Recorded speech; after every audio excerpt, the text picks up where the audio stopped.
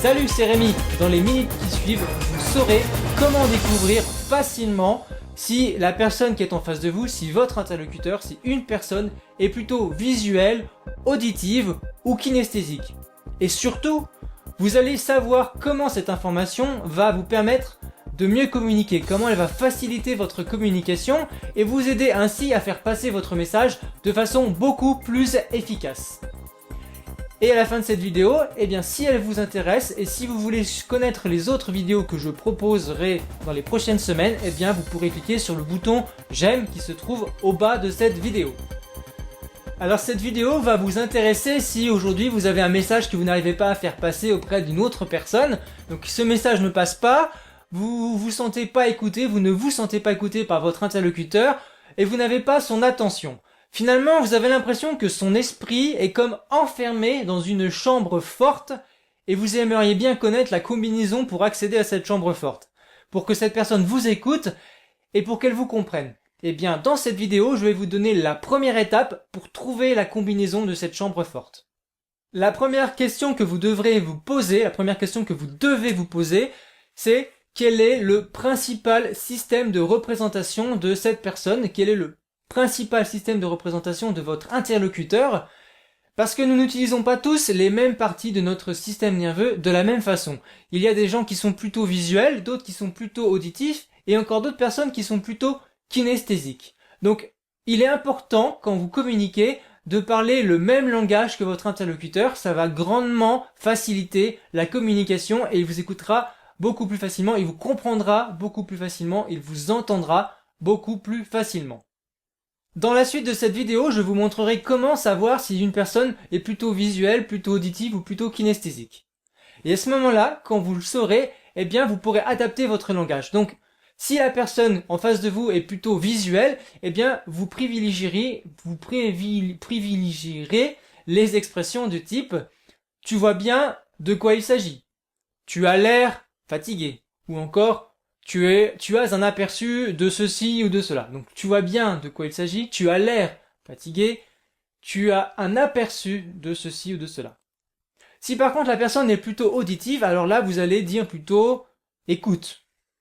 Ça te parle, ça te dit quelque chose. Écoute, ça te parle, ça te dit quelque chose.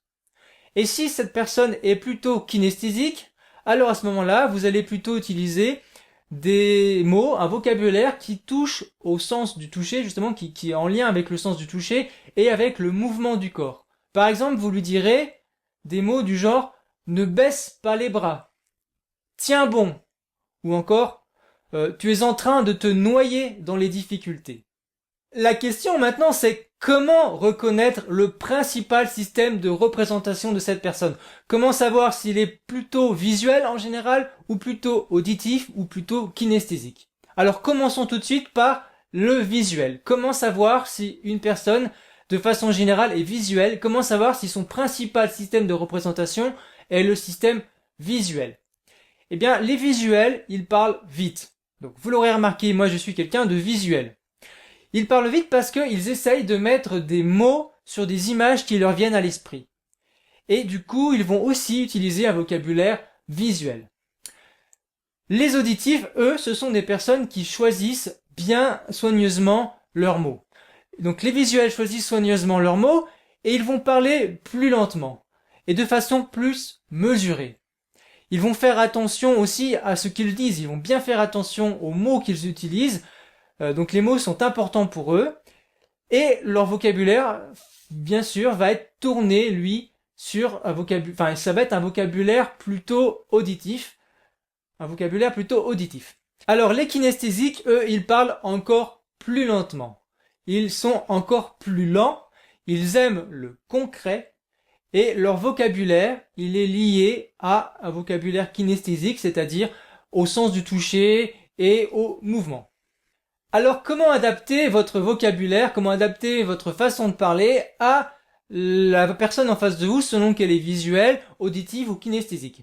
Eh bien par exemple, si votre interlocuteur est plutôt visuel, eh bien vous ne devrez pas parler trop lentement. Surtout ne parlez pas trop lentement, ça pourrait l'agacer. Et à l'inverse, si votre interlocuteur est plutôt auditif, alors à ce moment-là, ne parlez pas trop vite et choisissez bien vos mots.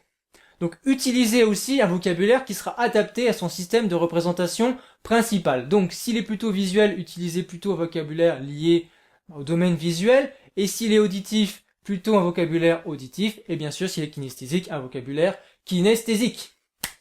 Alors, on peut aussi être beaucoup plus précis sur le système de représentation de la personne que vous avez en face de vous. Là, je vous parlais du système de représentation principal, celui qui est général, global, celui que la personne utilise en général, mais à des moments bien précis, elle peut passer de l'un à l'autre. Elle peut être plus visuelle ou plus auditive sur un moment précis. Donc, on peut être beaucoup plus précis pour savoir quel système de représentation est utilisé par notre interlocuteur à un moment précis.